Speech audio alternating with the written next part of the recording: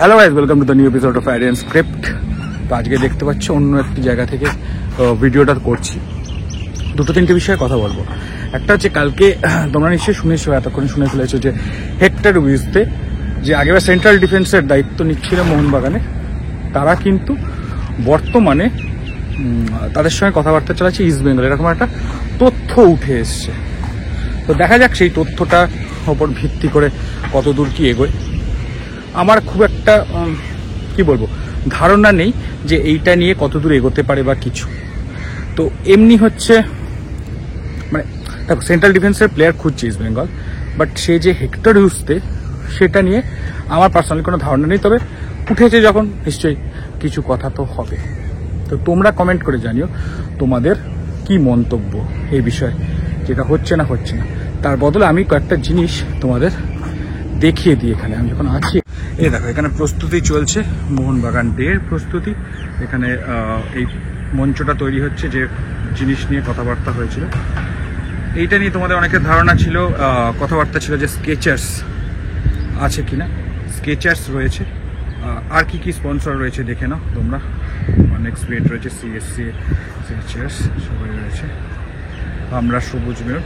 তো স্কেচার্স খুব সম্ভবত যেরকম আমরা বলেছিলাম কিট স্পন্সর হতে চলেছে মোহনবাগানের, তো সেইটাই হতে পারে। দেখো স্কেচার্স যখন এসছে, কি ক্যাপাসিটিতে এসছে তো বটে, কি ক্যাপাসিটিতে এসছে সেটা নিয়ে আমরা পরে জানতে পারবো। তো আমার ধারণা যে স্কেচার্স কিট স্পন্সর হিসাবে এসছে।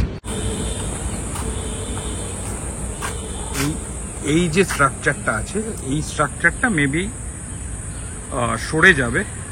এটা ভেতরে কোথাও হয়তো টেন্টের মধ্যে বা পরে কোথাও একটা এক্সিবিট হবে, এই স্ট্রাকচারটা মেবি সরে যাবে।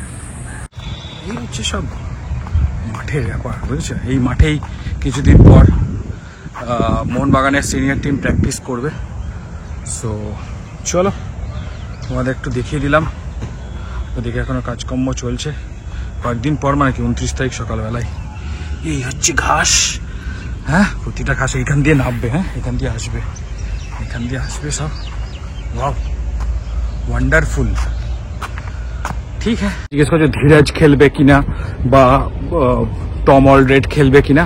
হতে পারে টম অলরেডকে রেজিস্টার করাতে পারে, যদিও পার্সোনালি আমার ইচ্ছা না যে হঠাৎ করে এসেই টিমে ঢুকিয়ে দেওয়া, বাট মেবি খেলতে পারে। তার বাস্তবতা দেখবেন যে ফিজিক্যাল কন্ডিশন কীরকম আছে, সেইটা বুঝে টম অলরেড খেলতে পারে। ধীরাজ সিং মনে হচ্ছে রেজিস্টার করিয়েছে।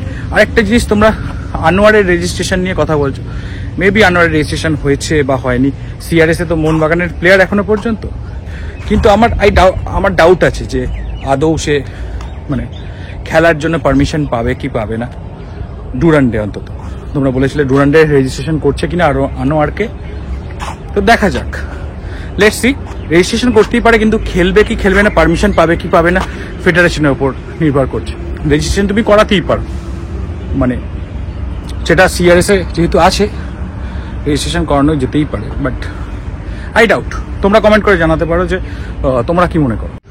চলো এইটুকুই আর কি। চলো, ভিডিওটা ভালো লেগে থাকলে লাইক করো, কমেন্ট করো, শেয়ার করো। যারা নতুন আছে অবশ্যই সাবস্ক্রাইব করে বেল আইকনটা ক্লিক করে দিও। এখনকার মতো টাটা।